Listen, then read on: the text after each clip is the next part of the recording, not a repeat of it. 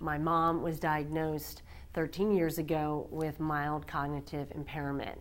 And, we jumped on it very quickly, and we were able to get all of the resources, and I've read lots of books, and really felt like we were doing very well. I mean, keeping her vibrant and engaged to a level of, now she's at moderate dementia, but for 13 years, I mean, that's an awful long time. And it wasn't until last spring that everything turned upside down. And that is when she fell and broke her hip. And so we were in crisis mode.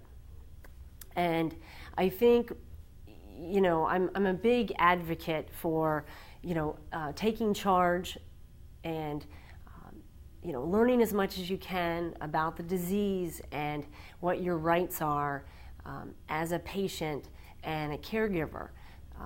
And the books are terrific.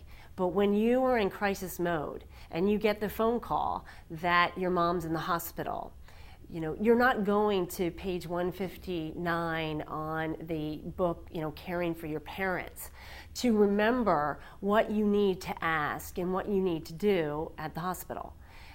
And my situation, I really felt that there were two things that were wrong, or that there were two key areas that we had problems with at the hospital. And that was, one, is that there was a real lack of training and understanding of dementia within the hospital staff. And it really surprised me.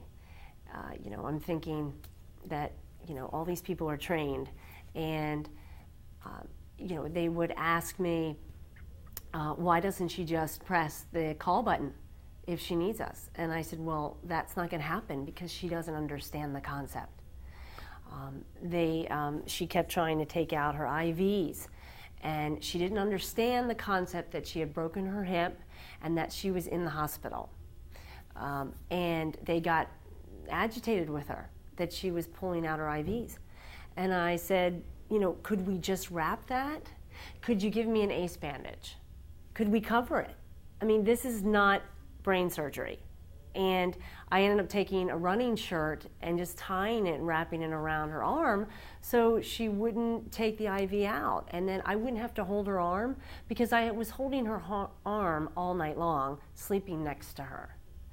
And so that was a big disappointment. I think that there needs to be more training for dementia and Alzheimer's in this country within the healthcare field. Mm-hmm. Secondly, there was a real lack of communication between my mom's doctors.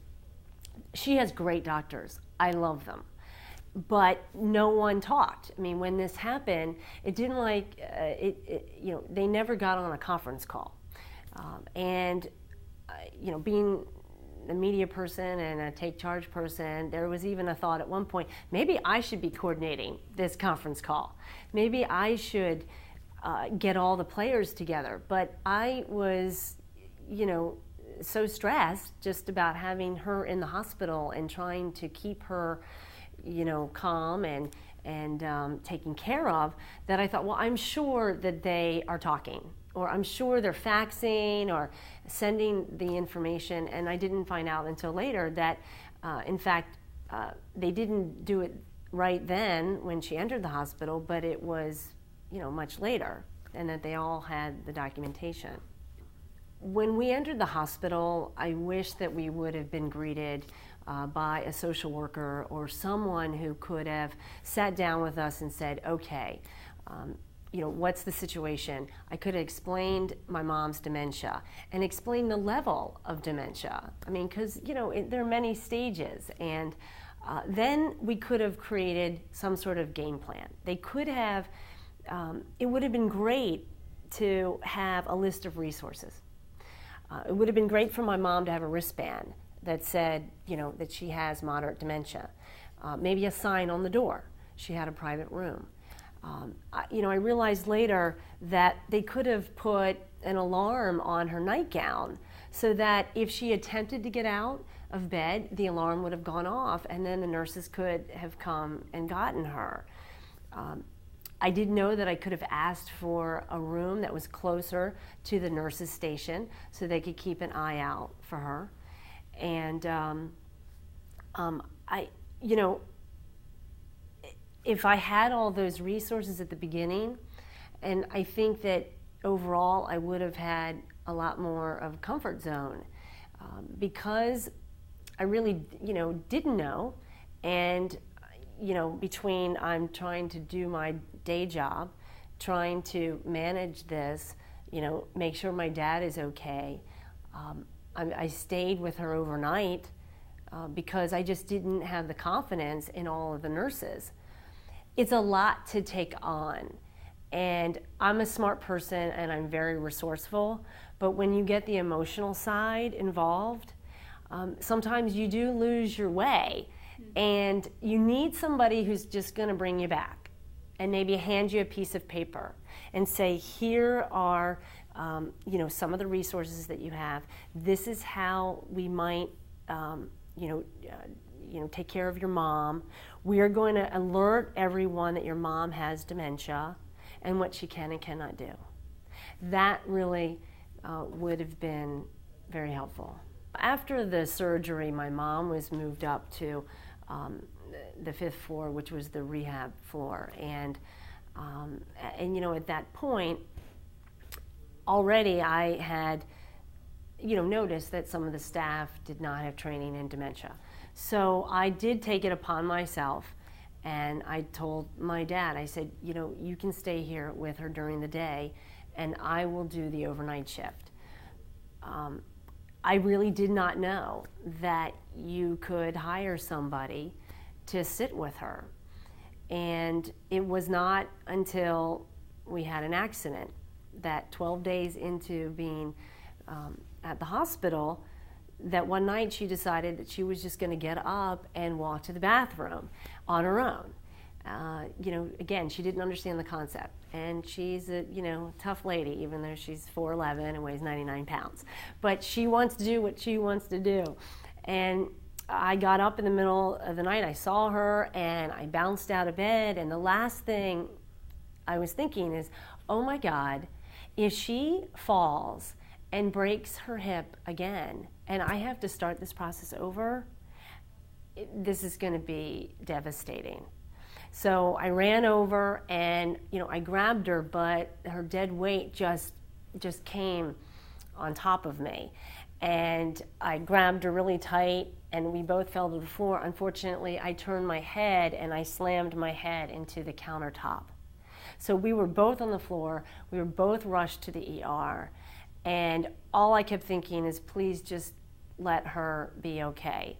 And she was. Luckily, you know, it did not hurt her hip, and good surgery there. But I had 10 stitches over my eye. And that was when I really realized, okay, I'm tapped out. I am done. I can't do all of this anymore. And I think that that's where the communication, that if maybe the social worker would have, you know, at the beginning said, you know, look, you know, it's you and your dad. If you feel more comfortable with having someone stay with her overnight, and you know, here's a list of agencies that you can call, or you can have, you know, the nurses couldn't do it. I mean, I did know, because a few of the nurses that were very good, and I would say, hey, can you check on her? You know, I just, you can read a number of books, but when you're in that situation, sometimes you're just really not thinking clearly. And so it really would have been great for someone to sit us down and to articulate what all of our options were in that situation. Because clearly everybody knew. I mean, I was sleeping in the room with her, and I was helping the nurses. I basically feel I got my nursing certificate through that whole ordeal.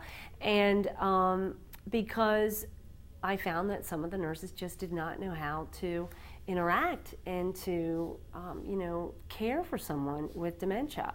So, you know, I love my mom very much. and I care about her, and she was a nurse, and she was a good nurse, and she will tell you that till this day because she remembers that. And I just know that I could not be there and make sure that she got the proper care because of all the years that she was a nurse.